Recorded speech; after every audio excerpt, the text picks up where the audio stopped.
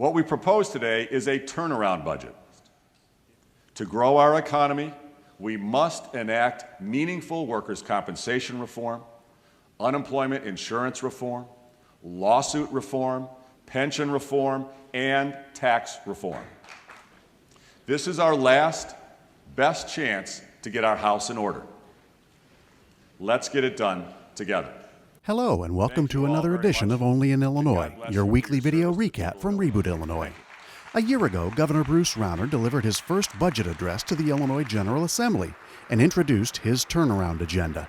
It was a sweeping set of business, legal, and governmental reforms that included establishing local right-to-work zones, a major change to workers' compensation law, enacting term limits for elected officials, and other items that Rauner said were necessary to make Illinois economically competitive with other states.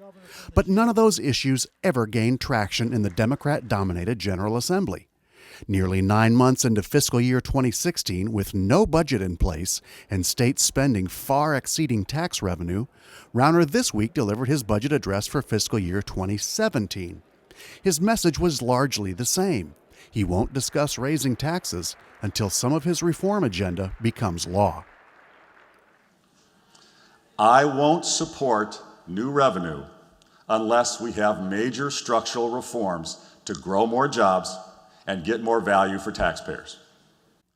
But this time, Rauner offered lawmakers a choice. That leaves us with only two choices. Either you give the executive branch the authority to cut spending to live within our revenues, or we agree together on economic and governmental reforms to accompany a negotiated balance of spending reductions and revenue that ensures that Illinois can be both compassionate and competitive. You choose, but please choose now. If the reactions of the state's top Democrats are any indication, however, Rauner likely is going to end up with a third choice, in which he gets none of his reforms as written, does not receive authority to create a budget by himself, and the state's fiscal year 2016 budget impasse moves into fiscal year 2017. As he's done for the past year, House Speaker Michael Madigan rejected Rauner's reform agenda on principle. And I simply don't subscribe to the governor's economic theory that the government ought to be in the business of lowering the wages and the standard of living of middle-class families and driving injured workers to the welfare rolls or to the emergency room. No one in America has followed that theory since 1933. Starting with the Franklin Roosevelt administration in 1933 and through Democratic and Republican administrations, the government of America has been committed to raising the wages and the standard of living of the country. That's been the economic theory accepted by Democrats and Republicans.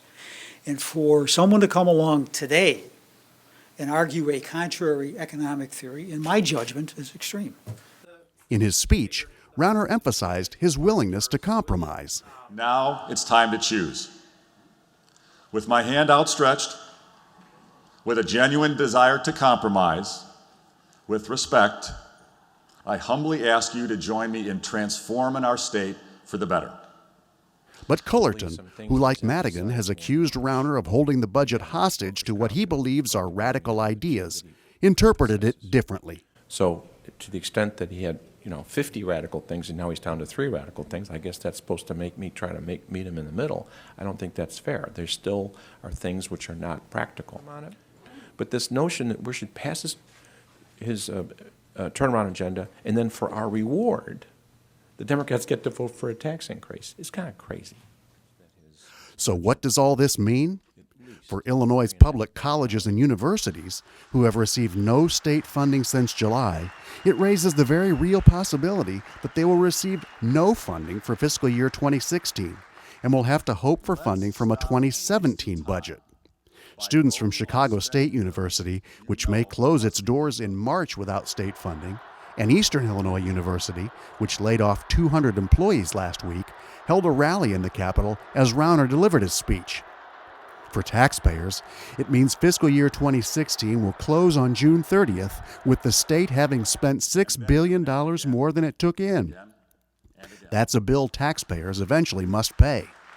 For the history books, It likely means that fiscal year 2016 will be the first in which state government operated for a full year with no controls on its spending or revenue. And that's where things stand today, only in Illinois. We've got a fiscal 2017 budget address. We have no fiscal 2016 budget, and we may never have it. Thanks for watching, and tune in next week for another edition of Only in Illinois.